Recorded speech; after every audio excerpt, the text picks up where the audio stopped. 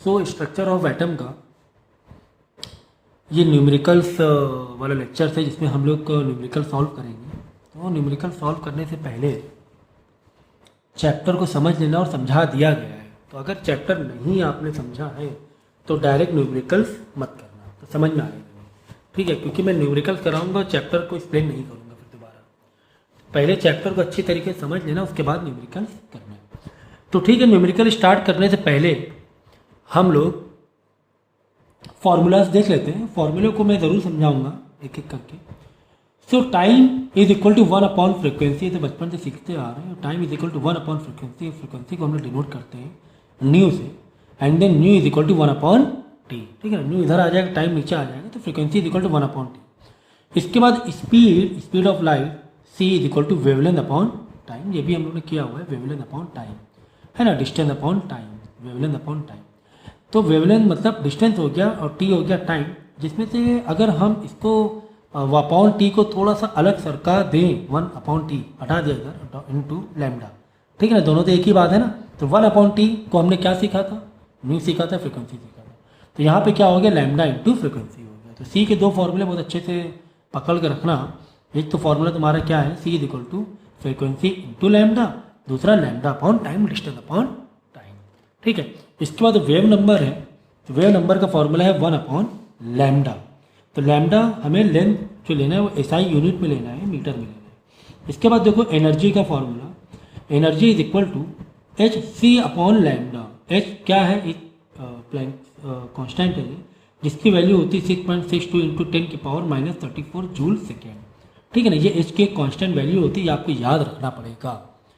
Okay, तो c upon lambda, तो c upon lambda की जगह हम लोग देख लो ज़रा, सी अपॉन लैम्डा, तो c upon lambda is equal to frequency होता है क्या, देखो ये फ्रिक्वेंसी है, c is equal to frequency into lambda, तो लैम्डा यहाँ पर आ जाएगा, तो frequency is equal to c upon lambda हो जाएगा। तो इस फॉर्मूले में हम ये फेर बदल कर सकते हैं कि energy is equal to h multiply frequency भी लिख सकते हैं, क्योंकि frequency is equal to what, c upon lambda.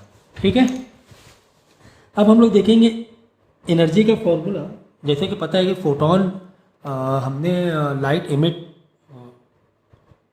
हमने इंटर कराया।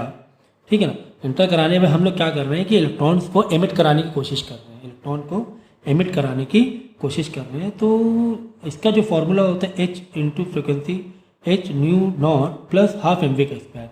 तो ये जो है ना एच न्यू नॉट, ये क्या है, ये एक वर्क फंक्शन है। वर्क फंक्शन मतलब वो जो इलेक्ट्रॉन चिपका हुआ था उसको उखाड़ने के लिए जो एनर्जी लगी।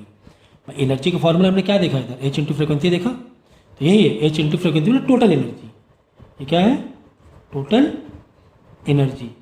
तो total energy is equal to work function, मतलब एक इलेक्ट्रॉन को उखाड़ने में जो एनर्जी लगी, प्लस अगर इलेक्ट्रॉन उखड़ के दूर भागा, एक वेलोसिटी ली, उसने एक काइनेटिक एनर्जी ली। जैसे कि ये समझो कि पेन है, पेन चिपका हुआ है उससे, तो मैंने क्या किया, एक एनर्जी, एक ताकत लगा के इस पेन को मैंने उखाड़ा, और ऐसे उखाड़ा, इतनी जोर से धक्का दिया, उखाड़ के कुछ ये वेलोसिटी से भागा भी, यानी कि उखाड़ा हमने, यानी उखाड़ने में जो एनर्जी लगी ये एच न्यू नॉट, प्लस उसके अंदर कुछ एक वेलोसिटी भी आई, तो हाफ एम वी का स्क्वायर काइनेटिक एनर्जी। ठीक है, तो ये वाले यानी बेसिक मिनिमम जो रिक्वायरमेंट थी इलेक्ट्रॉन को उखाड़ के फेंकने की, इलेक्ट्रॉन को मूव कराने के लिए जो उखाड़ के फेंका, तो उसको हम लोग बोलते हैं वर्क फंक्शन। ठीक है, ठीक है, ठीक है। बाद में इसके नीचे एक फॉर्मूला है 1 अपॉन लैम्डा, तो 1 अपॉन लैम्डा ओवर मतलब एक इक्वलेंट लैम्डा, तो 1 upon lambda 1 plus 1 lambda 2 plus 1 upon lambda 3 dot dot 1 upon lambda, सबके रेसिप्रोकल प्लस कर देंगे तो एक ओवरऑल वेवलेंथ मिल जाएगी। इसके बाद देखो वेव नंबर का, जिस तरह वेव नंबर का 1 अपॉन एक लैम्डा फॉर्मूला था, यहाँ पर एक और फॉर्मूला आया वेव नंबर का, जो कि शेल्फ एनर्जी इलेक्ट्रॉन्स, जैसे कि पता है इलेक्ट्रॉन के अपने शेल से एनर्जी अगर उसके अंदर ज़्यादा आगे एक्साइट हुआ तो ऊपर जाएगा, फिर डी एक्साइट हुआ तो नीचे आ जाएगा। तो इससे रिलेटेड फार्मूला है वेव नंबर का। यहाँ पे देखो 109633, ये एक रेडबर्ग कांस्टेंट है, upon 1 upon n square initial minus 1 upon n square final. मतलब फाइनल इनिशियल पहले कहाँ था, कौन से शेल में था, बाद में कौन से शेल में आ गया, तो इन दोनों को माइनस करना है सेंटीमीटर। ठीक है,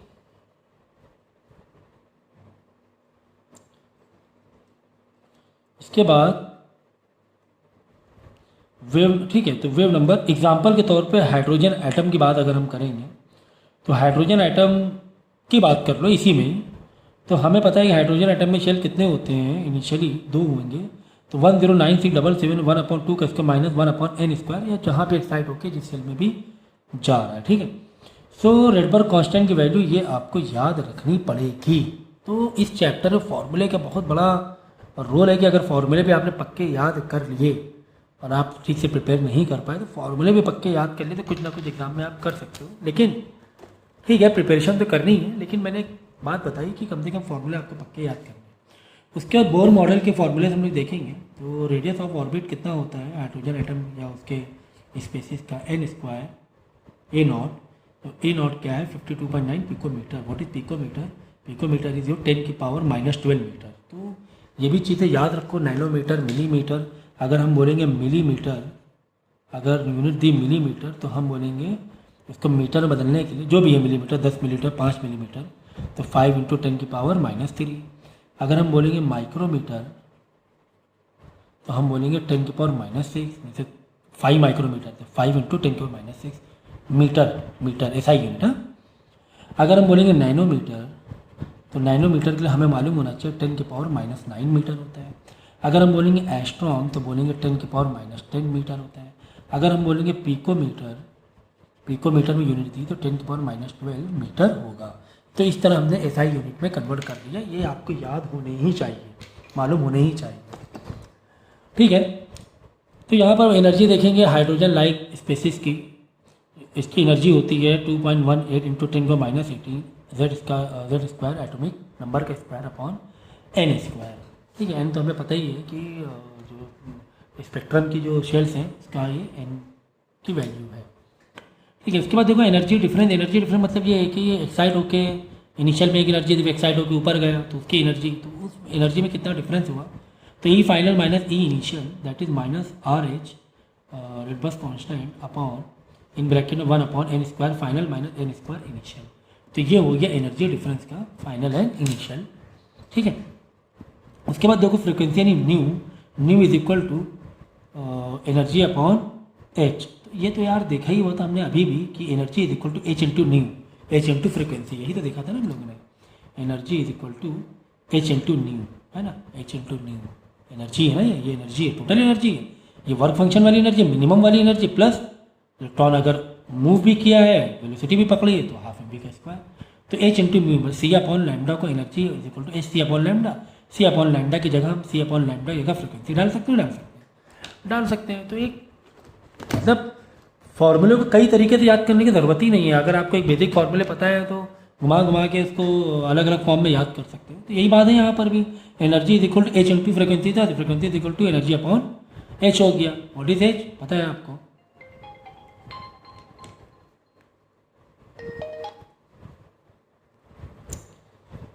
ठीक है। तो जिसमें डेल्टा ई का फॉर्मूला हमने ये देखा था, तो डेल्टा ई की जगह ये लिख दिया और फ्रिक्वेंसी एच तो आपने प्लैंक्स कांस्टेंट लिख दिया है, ठीक है। चलो बस थोड़े से फॉर्मूले और रह गए, फटाफट करते हैं। बाकी यार ये सब शेल से तुम्हें मालूम ही होगा, ये सब चैप्टर आपने पढ़ा हुआ है कि लीमैन के लिए जो शेल ऑर्बिट 1 रहेगा, बाल्मर के लिए 2, पैचम 3। तो ये याद कर लेना, क्या लो बीपी हाई 1 2 3 4 5 6 एक्साइड होके जाएगा। अगर 1 पे है तो 2 3 पे जाएगा, 2 पे है तो 3 4 पे जाएगा, अगर 3 पे पहले से तो 4 5 पे जाएगा, अगर 4 तो ये स्पेक्ट्रम है इनके। तो ये सब चैप्टर पढ़ा हुआ है आप लोगों ने, पहले ही चैप्टर में समझा हुआ है। सो यहाँ पे देखो नंबर ऑफ स्पेक्ट्रल लाइन अगर निकालना है तो n-1 2 कब, जब when e electron jump from nth level to ground level पे आ रहा है। अगर n to n है, 3 से 4 है, 5 से 6 कुछ ऐसे है, ग्राउंड लेवल की बात नहीं है, तो आप ये वाला फॉर्मूला लगाओगे। n2 - n1, n2 क्या है फाइनल, n1 क्या इनिशियल है, in bracket n2 - n1 + 1 divided by 2।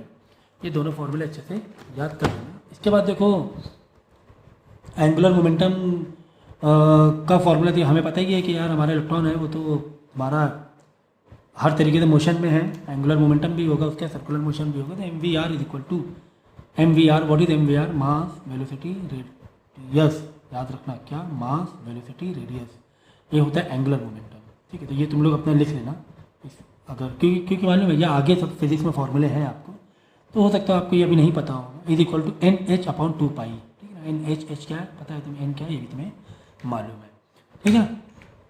तो ये फॉर्मूला आ जाएगा। फिर अगर H is equal to MV भी आ जाएगा, इसको इस तरह भी डिनोट कर सकते हैं यहाँ से लैम्डा से H/MV, या लैम्डा इज इक्वल टू इस V की जगह अगर हम काइनेटिक एनर्जी से M is equal to formula लेकर आए तो वो इस तरीके से भी आ जाएगा, इस फॉर्म में भी, है ना। K is equal half MV का स्क्वायर, M को एक तरफ रखो बाकी सबको अदर साइड भेज दो। M की जगह पूरा फार्मूला भी आप लगा सकते हो, नॉट M की जगह, सॉरी वेलोसिटी की जगह, वेलोसिटी स्क्वायर हटाया, यहाँ पे अंडर रूट लग गया, तो यहाँ पे वेलोसिटी ये पूरा फार्मूला लगा सकते हो आप, ठीक है ना। सो फार्मूले के जो अलग अलग फॉर्म है, आप एक फॉर्म भी याद किया तो आप फिर बाद में अपने आप ड्राइव कर सकते हैं, लेकिन याद पूरा भी करने तो और भी अच्छी बात है। ये अनसर्टेनिटी से रिलेटेड है, इसके तो कुछ ज़्यादा न्यूमेरिकल नहीं आते हैं। इसका number of shell sub shell जो आपको मालूम होना चाहिए, number of sub shell initial n से हम डिनोट करेंगे, ऑर्बिटल इनिशियल में n स्क्वायर कर दोगे तो ऑर्बिटल आ जाएंगे शेल के, ठीक है ना। इलेक्ट्रॉन इनिशियल के 2n स्क्वायर से डिनोट करना पड़ेगा, 2n स्क्वायर, इलेक्ट्रॉन इनिशियल आ जाएगा, ठीक है ना। Number of orbital in sub shell 2l+1, फिर number of electron in sub shell 2 in bracket 2l+1, number of node पता है ना, नोड इस तरह अगर घूम रहे तो यहाँ मिलते हैं दोनों एटम्स, तो इसका एक नोड बन जाता है यहाँ पे, ठीक है। तो नोड्स है, एंगुलर नोड है नोड, ठीक है। इतना तो इसके न्यूमेरिकल नहीं आते, लेकिन हाँ स्टार्टिंग ये वाले जो मैंने फॉर्मूले बताए थे आपको बोर मॉडल के, इसमें तो मतलब न्यूमेरिकल आते हैं, ये वाले तो न्यूमेरिकल बहुत आते हैं, इसके न्यूमेरिकल बहुत आते हैं, ठीक है। ये देखिए एनर्जी से रिलेटेड और प्लस ये जो है वर्क फंक्शन बताया था, वर्क फंक्शन से रिलेटेड इसके है ना न्यूमेरिकल काफ़ी आते हैं, ये वाला टोटल ये इसके बहुत आते हैं न्यूमेरिकल, ठीक है ना।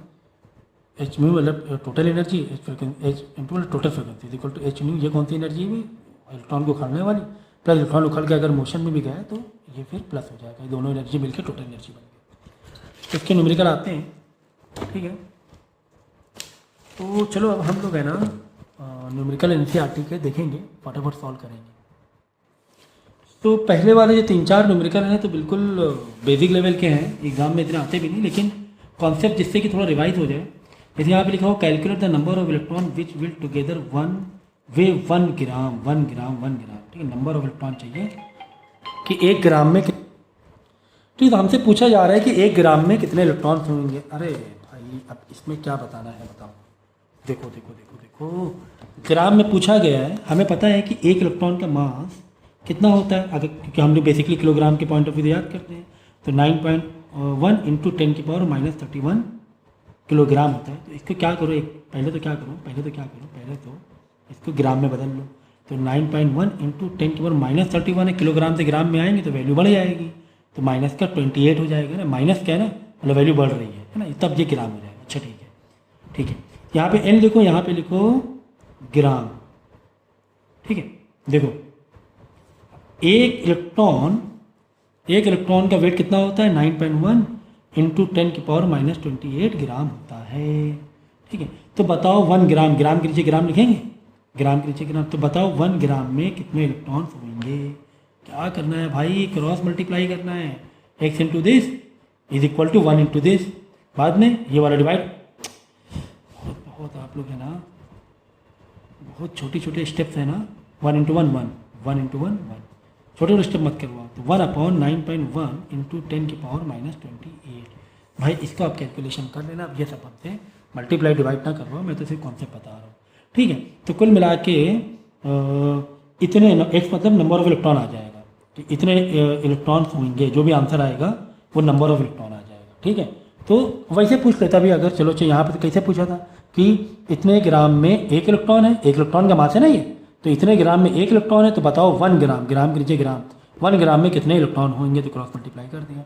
अगर उल्टा पूछ लेता कि चलो 1 इलेक्ट्रॉन में तो इतना ग्राम है, इतना मास है, तो बताओ 50 इलेक्ट्रॉन में कितना मास होगा, तो यहाँ पर एक सेलेक्ट कर लेते, यहाँ पे एक सेलेक्ट कर लेते, क्रॉस मल्टीप्लाई कर लेते, ठीक है। तो इतना तो खैर 11th में वो तो इतना तो समझ ही रहे होंगे, ठीक है। इसके बाद पूछा कि calculate the mass and charge of 1 mole of electron. Mass and charge of, mass भी बताना है, चार्ज भी बताना है, मास भी बताना है, चार्ज भी बताना है, तो 1 मोल, व्हाट इज़ 1 मोल? 1 मोल क्या होता है भाई? जैसे 1 डज़न होता है ना, 1 डज़न क्या होता है? What is 1 dozen? 1 dozen is एक क्वांटिटी को एक्सप्रेस करने का एक यूनिट है। तो बोलते हैं यार 12 होता है। 1 डज़न क्या होता है? 12 होता है। इसी तरह 1 मोल क्या होता है? 1 मोल इज 6.022 इंटू 10⁻23। इतने इलेक्ट्रॉन्स होते हैं 1 मोल। सर 1 डज़न में 12, इसी तरह 1 मोल में इतने इलेक्ट्रॉन्स होते हैं। ठीक है सर, ये तो समझ में आ गया है। नेक्स्ट लिखा है मास बताओ 1 मोल ऑफ इलेक्ट्रॉन। अरे भाई यहाँ लिखो n नंबर ऑफ इलेक्ट्रॉन, यहाँ लिखो ग्राम की बात है ना, 1 मास तो किलोग्राम में दे दो, क्योंकि पहले तो ग्राम में पूछा गया था, अब तो ऐसा कुछ नहीं है। ठीक है, अब यहाँ पे दे दो किलोग्राम। देखो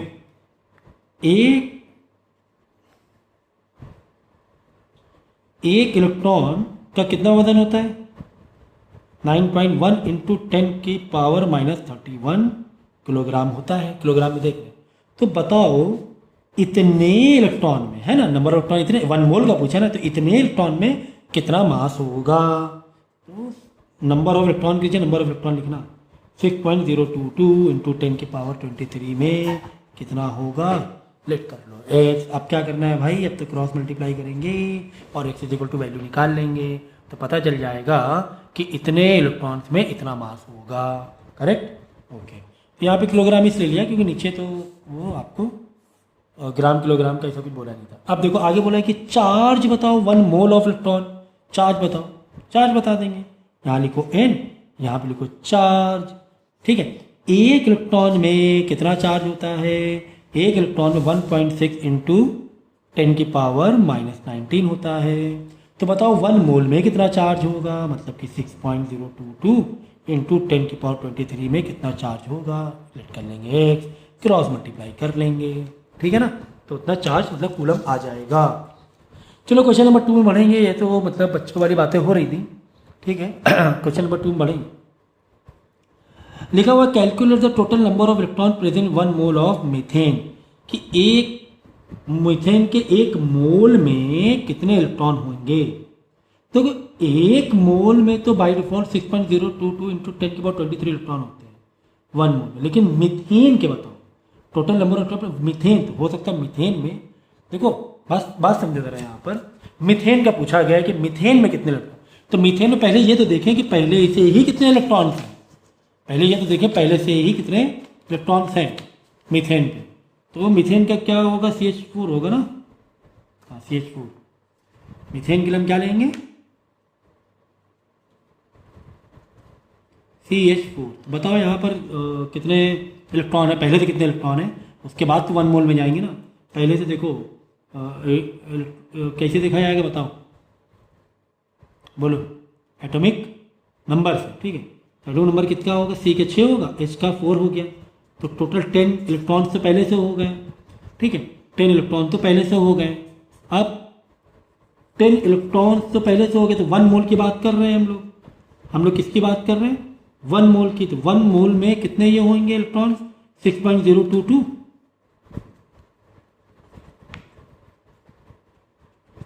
इंटू 10⁻23 मॉलिक्यूल्स, सही है, ये इलेक्ट्रॉन्स। तो ये एक के लिए है ना, कि एक के लिए है। एक मतलब इलेक्ट्रॉन में इतने मॉलिक्यूल्स होते हैं, एक इलेक्ट्रॉन में इतने मॉलिक्यूल्स होते हैं। यहाँ पे आ जाओ भाई।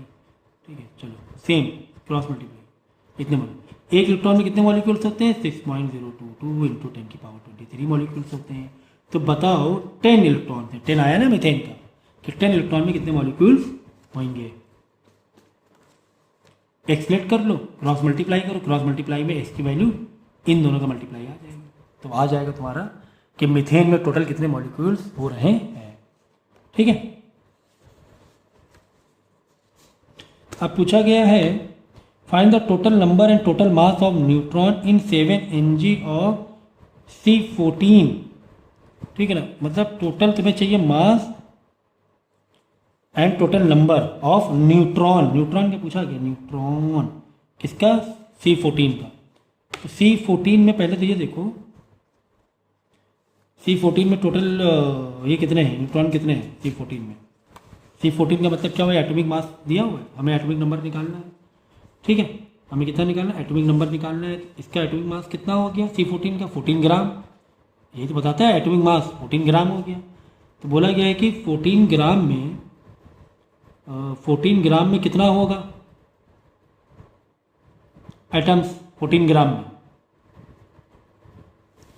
अरे भाई C14 ग्राम में अगर ये 1 मोल है, कितना है, 1 मोल है। ठीक है, 1 मोल मतलब 14 ग्राम का 1 मोल है। C14 का 1 मोल कितने ग्राम का बैठता है, 14 ग्राम। कभी भी जो by default atomic mass number होता है, एटॉमिक मास नंबर होता है ना, एटॉमिक मास नंबर वो उसका 1 मोल का दिखाता है। एक ही मोल है ना, यहाँ पे 2 3 कोई नंबर तो ऐड नहीं, मतलब 1 मोल का में 14 ग्राम है। अब अगर यहाँ पे ग्राम लिखो, यहाँ पे लिखो मॉलिक्यूल्स, ठीक है, तो 14 ग्राम में इतने हैं 1 मोल में ना, 6.022 इंटू 10 की पावर 23। ठीक है, हमें पता किसका करना है, 7 mg का पता करना, मिलीग्राम। 7 mg का मतलब 0.007 ग्राम। mg किस में बदल लेंगे, ग्राम में बदल लेंगे। ठीक है, डिवाइड बाई 1000 करके 7 mg का पूछा गया था। तो 14 ग्राम में इतने मॉलिक्यूल, तो बताओ 7 mg इतने ग्राम में कितने मॉलिक्यूल्स होंगे। तो लेट क्या करना है, एक्स लेट कर लेना, क्रॉस मल्टीप्लाई कर लेना। तो this multiply this divide by 14 आ जाएगा, इन दोनों का मल्टीप्लाई डिवाइड बाई 14 आ जाएगा। एक्स इज इक्वल टू, देखो इन दोनों का मल्टीप्लाई डिवाइड बाई, देखो इन दोनों का मल्टीप्लाई आया, डिवाइड बाई 14 आ गया।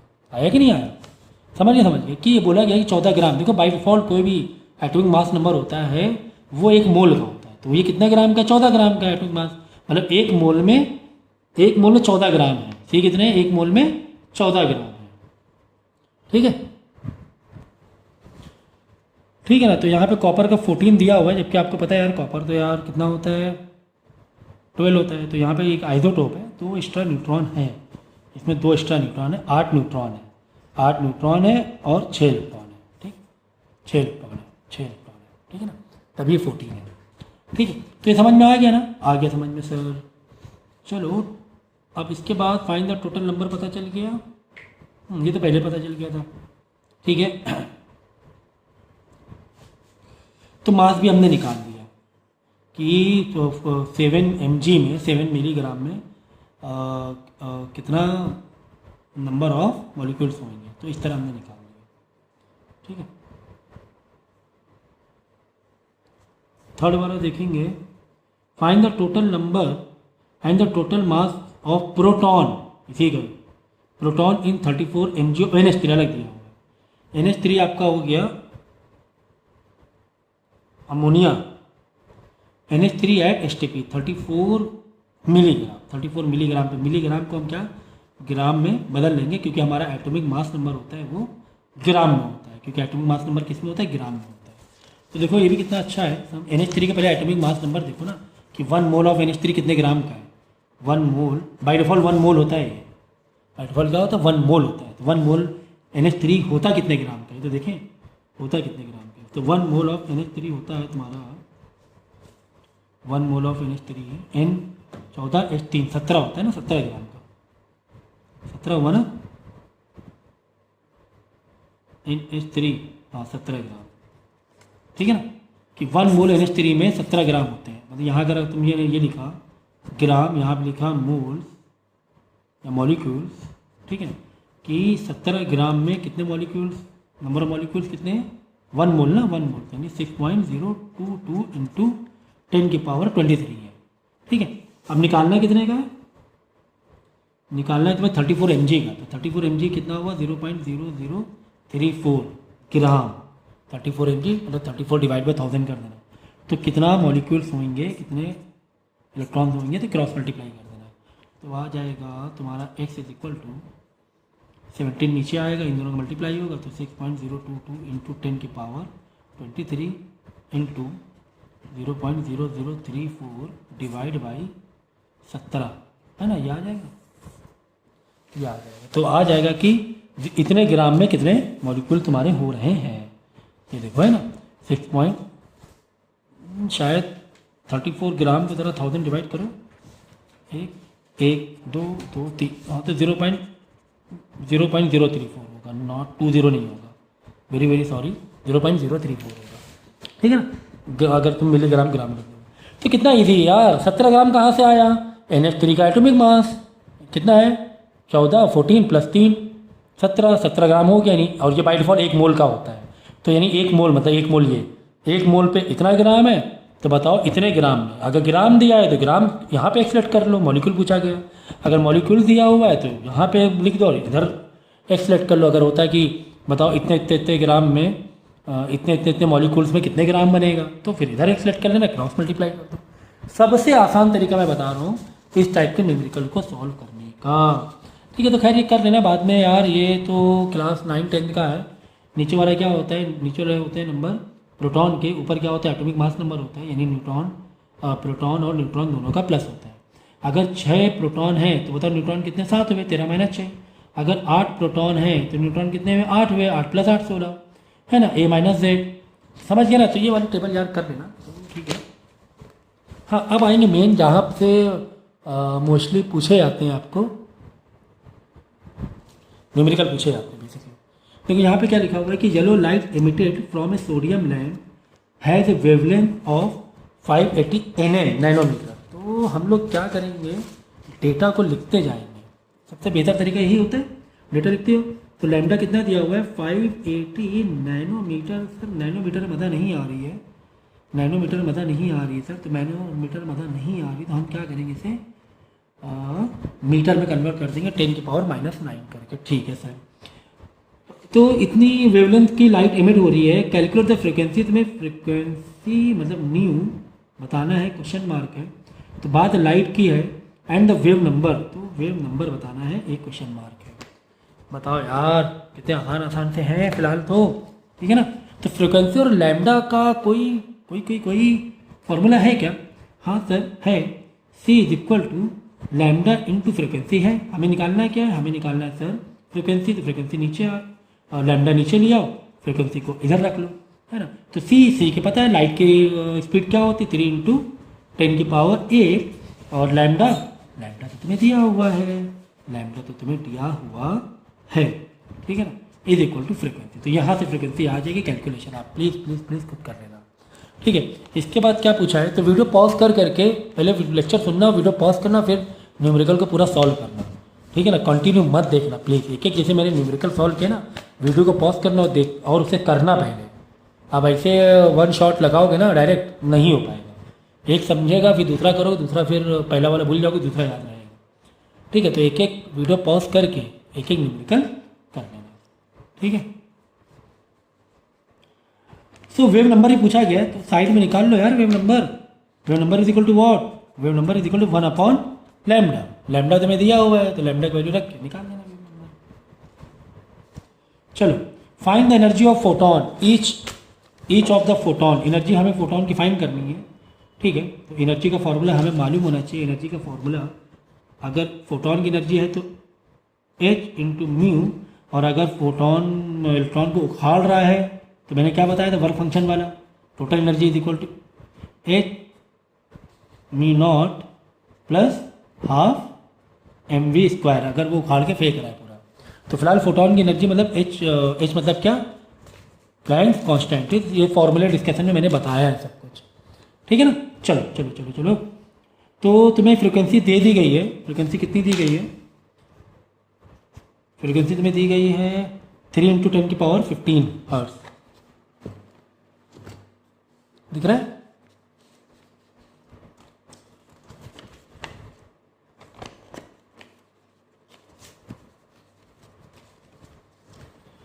तो फ्रिक्वेंसी मैं लिख लूँगा, एक मिनट मैं थोड़ा सेट कर लूँ, अभी कंटिन्यू कर रहा है हम लोग,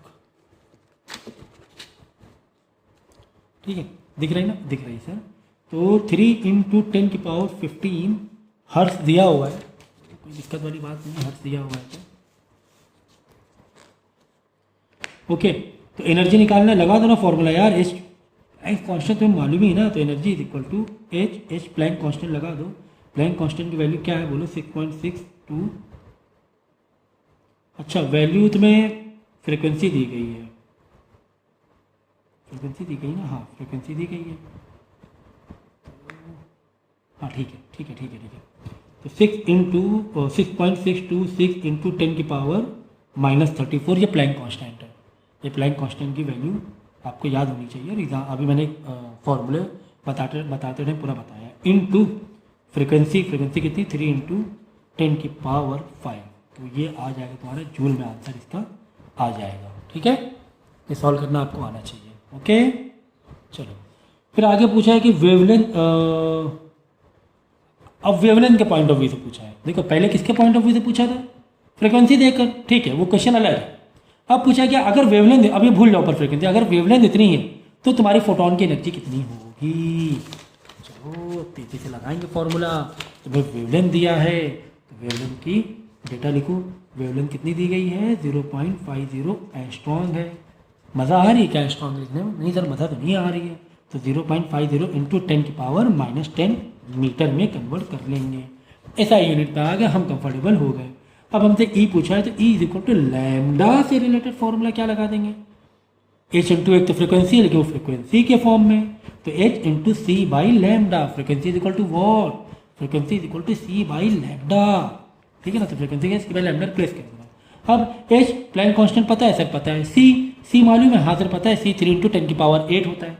लैम्डा सर लैम्डा तो दिया हुआ है, मैंने सब्स्टिट्यूट कर देना और एनर्जी निकाल दो। तो ऐसे इजी वाले क्वेश्चन जरूर आते हैं, इजी हैं और लेकिन आते हैं। ठीक है, तो चलो आगे बढ़ते हैं, आगे बढ़ेंगे।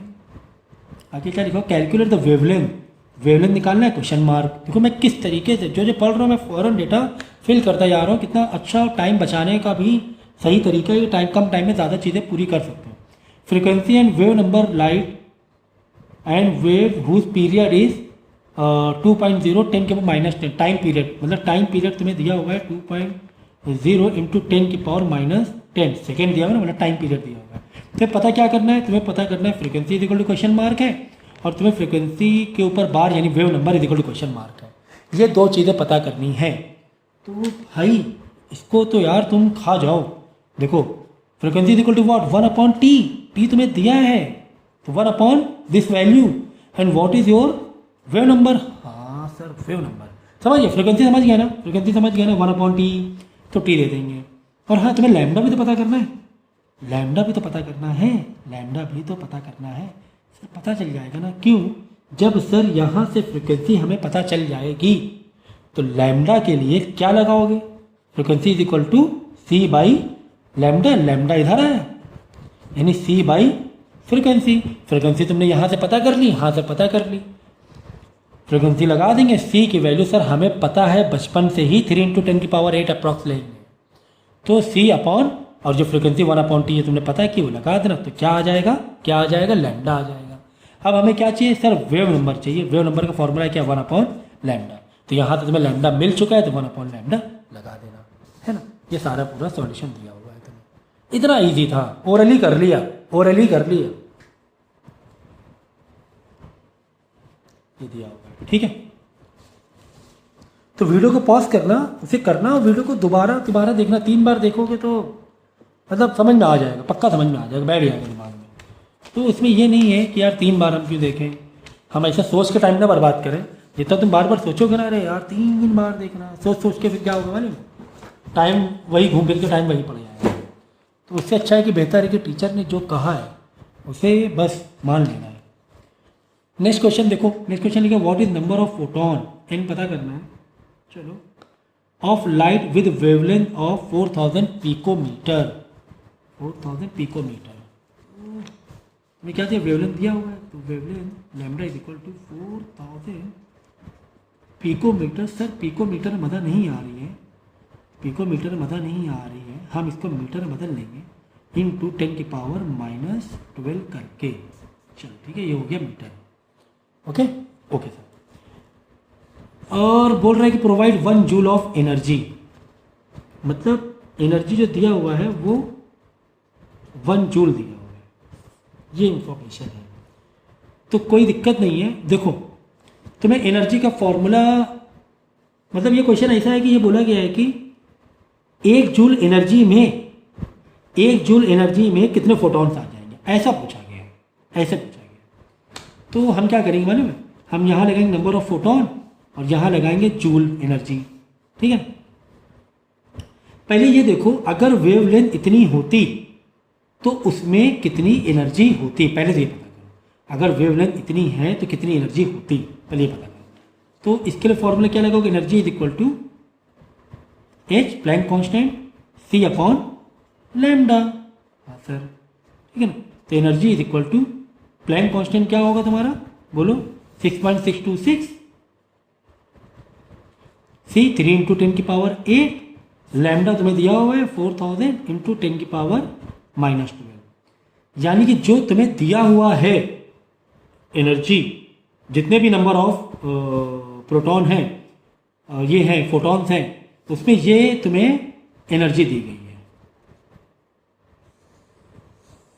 इतनी एनर्जी दी गई है ना, H इंटू सी अपॉन लैम्डा, ये एनर्जी दी गई है। ठीक है, मतलब एक किसकी, ठीक है ना, ए वेवलेंथ, ए मतलब वन फोटॉन की। तो वन, अब बस आ जाओ अपने वही क्रॉस मल्टीप्लाई वाला खेल है ना। तो वन फोटॉन में इतनी एनर्जी है 6.626 इंटू 10 की पावर -34, मैं लिखना ही भूल गया, इंटू 10 की पावर -34 इंटू 3 इंटू 10 की पावर 8 अपॉन 4000 इंटू 10 की पावर -12, है ना। भाई तुम्हें एक फोटोन की वेवलेंथ दी गई थी, है ना। तो हमने क्या किया, एक फोटोन की टोटल एनर्जी निकाल ली।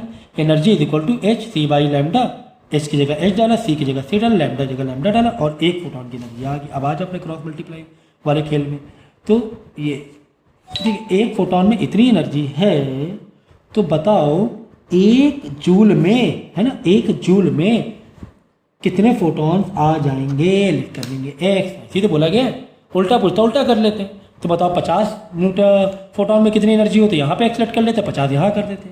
अब क्या करना है भाई, अब क्रॉस मल्टीप्लाई करना है प्लीज़, अब ज़्यादा ना करवाना, क्रॉस मल्टीप्लाई कराना है। X into this is equal to 1 into 1, तो ये जाके 1 के पास जाके ये पूरा रेसिप्रोकल कर जाएगा, है ना। समझिए, X into this is equal to 1 into 1, फिर एक्स के पास ये जो लगा है इसको हटा के इसके पास भेज देंगे अदर साइड, और निकाल लेंगे एक्स की वैल्यू, नंबर ऑफ फोटॉन निकाल लेंगे। मतलब 4000 ये ऊपर रहेगा, ये नीचे रहेंगे। देख लो। ठीक है, इन्होंने सॉल्यूशन कर करके किया है। तो आप जैसे इन्होंने पूरा देखो एक सिंप्लीफाई किया, तो आपको सिंप्लीफाई करने की ज़रूरत ही नहीं ना। ये इतना सिंप्लीफाई किया है तो सिंप्लीफाई करने की ज़रूरत ही नहीं है। ठीक है, मैं जैसा बता रहा हूँ वैसे करो, आप आंसर आएगा आपका। ठीक है,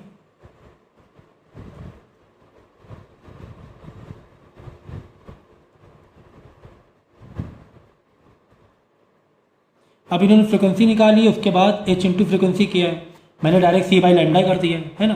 फ्रिक्वेंसी में निकाल के अलग क्यों करूँ, तो मैंने पूरा, क्योंकि जहाँ पे आंसर पूरा नहीं पूछ रहा वहाँ पे पूरा सिंप्लीफाई करने का टाइम बर्बाद करने की जरूरत ही नहीं है। मैं पूरा लेके चल रहा हूँ पीस, पूरा पीस उठा के लेके चल रहा हूँ मैं, है ना। मुझे यहाँ पर तो एक फोटॉन की फाइनल एनर्जी तो नहीं पूछी थी, तो मैं क्यों फाइनल यहाँ पे सिंप्लीफाई करूँ। मुझे तो इसके लिए ज़रूरत थी कि एक फोटॉन में इतनी एनर्जी कैसे आया, फॉर्मूले से आ गया। तो बताओ एक जूल में कितनी एनर्जी होगी, तो जूल के नीचे जूल रख लेंगे।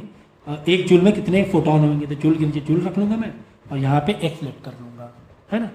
ओके, बहुत ईजी था। चलो 2.9 देखते हैं।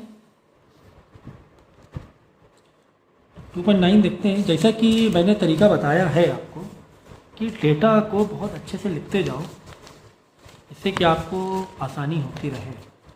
देखो यहाँ पे लिखा है a photon of wavelength this metre. ठीक है, वेवलेंथ दी गई है तुम्हें, वेवलेंथ मैंने यहाँ पे लिख लिया, wavelength is equal to 4 into 10 की पावर -7, 4 इंटू 10 की पावर -7 मीटर में दी गई है, तो हमें कोई दिक्कत नहीं है। ऑन मेटल स्ट्राइक कर रहे हैं ना, फोटोन आके टक्कर मारी मेटल में। क्यों टक्कर मारी, क्योंकि तुम्हें इलेक्ट्रॉन्स को अलग कराना था मेटल में से। तो work function of the metal being this electron volt, मतलब वर्क फंक्शन याद है, work function H into mu naught, है ना बेसिक। भाई हमारे टोटल एनर्जी फॉर्मूला क्या था, H mu not plus half mv का स्क्वायर। तो इतना वर्क फंक्शन मतलब इतनी मिनिमम एनर्जी उखाड़ने में लगी, कितनी लगी 2.13 जूल है क्या, नहीं सर जूल नहीं है सर, इलेक्ट्रॉन वोल्ट है। कोई बात नहीं, इलेक्ट्रॉन वोल्ट है तो जूल में हम बदल लेंगे, है ना। हमारे पास एसआई यूनिट नहीं है, हम जूल हमारी एसआई यूनिट होती है, ये भी एनर्जी है, तो हम जूल में बदल लेंगे, कोई दिक्कत नहीं है। कैसे बदलेंगे देखो, 1 इलेक्ट्रॉन वोल्ट में कितने जूल होते हैं, 1.6 इंटू 10 की पावर माइनस 19 जूल होते हैं।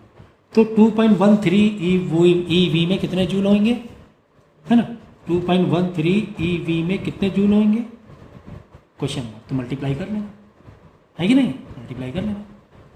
एक, अरे भाई एक चॉकलेट कॉस्ट 10 रुपये, तो 20 चॉकलेट कॉस्ट कितनी होगी, 20 इंटू 10 होगी ना, तो 2.13 इलेक्ट्रॉन वोल्ट में कितने जूल होंगे, 2.13 इंटू 10, तो जूल में कन्वर्ट हो जाएगा। जूल में कन्वर्ट तो कर देना जूल में, मैं डायरेक्ट यहाँ लगाए दे रहा हूँ, इंटू 1.6 इंटू 10 की पावर माइनस 19, ये ईवी हटा दो, ये हो गया पूरा जूल, ठीक है। तो मैंने क्या किया, वर्क फंक्शन मतलब एनर्जी को जूल में कन्वर्ट कर दिया, ठीक है ठीक है ठीक है। तो डेटा भी मैं फिल कर दिया। देखिए आगे पूछा क्या है भाई, पूछा क्या यार, एनर्जी ऑफ फोटोन बताओ। अरे भाई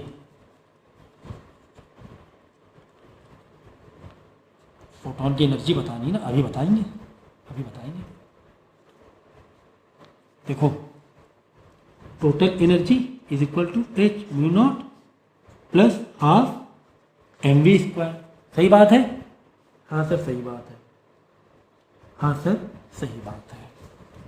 जिसमें ये तो हमें पूरा मालूम पड़ चुका है ना, H mu not work function, work function तो तुम्हें दिया ही हुआ है ना, ये पार्ट तो तुम्हें दिया ही हुआ है, देखो ना वर्क फंक्शन, इसे बोलते हैं work function, work function W 2.13 ई वोल्ट दिया था, तो मैंने कन्वर्ट कर लिया था जूल में, तो 2.13 इंटू 1.6 इंटू 10 की पावर माइनस 19 प्लस हाफ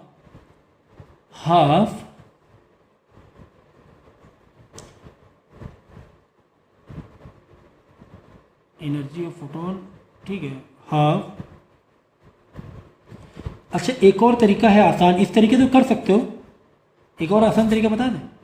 तो एनर्जी का फॉर्मूला हमारे पास क्या है, एच इंटू म्यू फ्रिक्वेंसी, ये है ना, है कि नहीं, हाँ सर है। तो एच प्लैंक कांस्टेंट हो गया, प्लैंक कांस्टेंट तुमने रखा 6.6 इंटू 10 की पावर माइनस 34, ओके। फ्रिक्वेंसी अगर मिल जाए कहीं से, फ्रिक्वेंसी अगर कहीं से मिल जाए तो हमारा काम हो जाएगा, तो ठीक है ना। तो frequency is equal to C by lambda कर लेते हैं ना, क्या कोई दिक्कत है आपको, कोई दिक्कत नहीं है। तो क्या सर लैम्डा दिया है, हाँ भाई लैम्डा दिया है, तो बहुत आसान हो रहा है यहाँ से, देखो ना लैम्डा दिया हुआ है तुम्हें, है ना।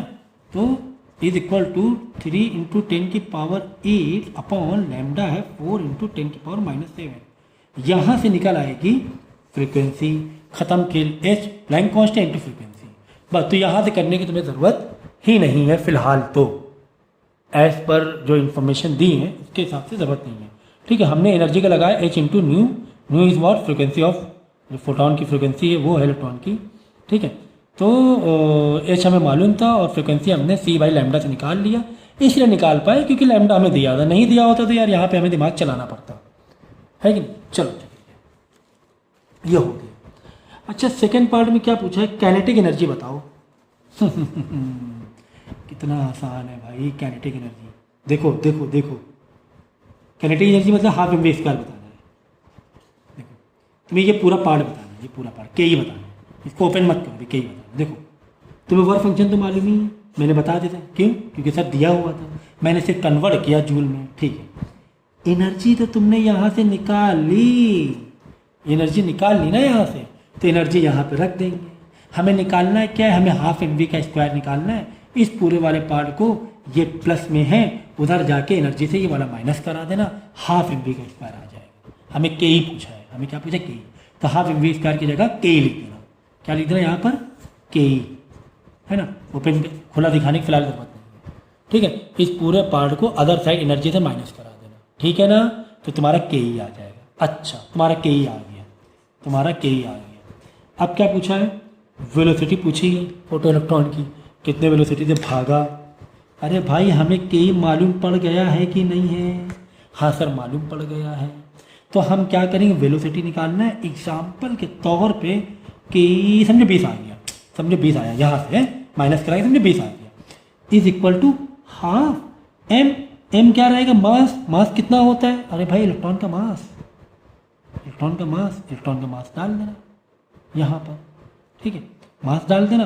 मास डालने के बाद वी स्क्वायर तो ढूंढना है हमें, तो सबको इधर भेजना, फिर स्क्वायर यहाँ से हटा के इस वाले पूरे फिगर को रूट कर देना, v इक्वल टू आ जाएगा। समझ रहे हो ना, समझ रहे हो, ठीक है।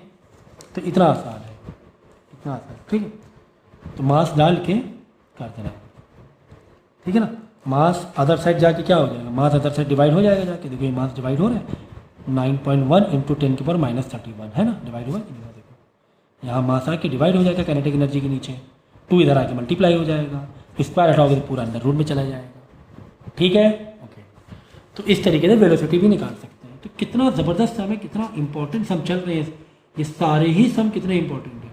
बस ये प्रैक्टिस कर लो तो काफ़ी हद तक की चीज़ें क्लियर हो जाएंगी, है ना।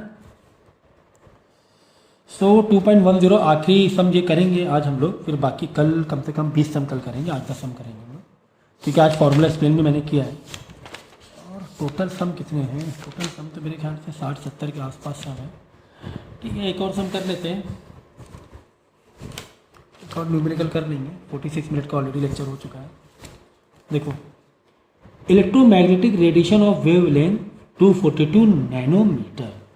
तो हमने क्या कहा था, हमने ये कहा था कि सबसे पहले डेटा लिखते जाओ, तो lambda is equal to 242 nanometre है। सर नैनोमीटर तो नहीं अच्छा लग रहा है, हम 10⁻⁹ करके मीटर डाल लेंगे, ये ठीक है।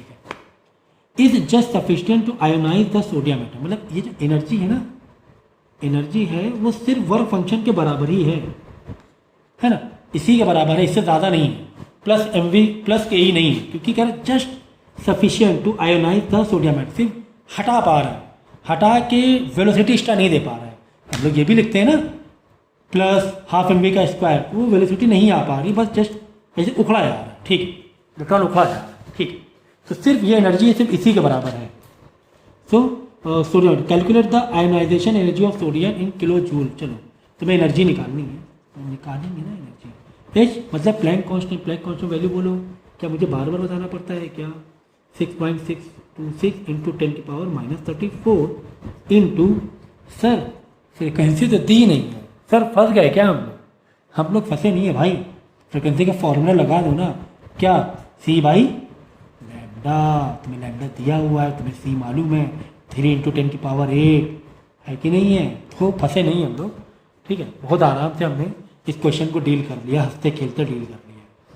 यहाँ पे 6.62 तक भी लिखा तो भी चल जाएगा, into 3 into 10⁸ upon lambda 242 into 10⁻⁻⁹, ठीक है। बस निकाल लेना इसका आंसर। देखा कितनी खूबसूरती से और कितना, मतलब कितने इजी गोइंग हम लोग गए, कितना इजी गोइंग गए फॉर्मूले के बेस पर, है ना। जबकि कॉन्सेप्ट मैंने समझाया नहीं, आपको समझा होगा पहले, इसलिए मैंने यहाँ ऊपर रिपीट नहीं किया, ठीक है ना। तो ठीक है, 10 क्वेश्चन हम लोग ने कर लिए, और बाकी के 15 क्वेश्चन कल के लेक्चर में करेंगे, ठीक है। काफ़ी बड़ा चैप्टर है, हो जाएगा।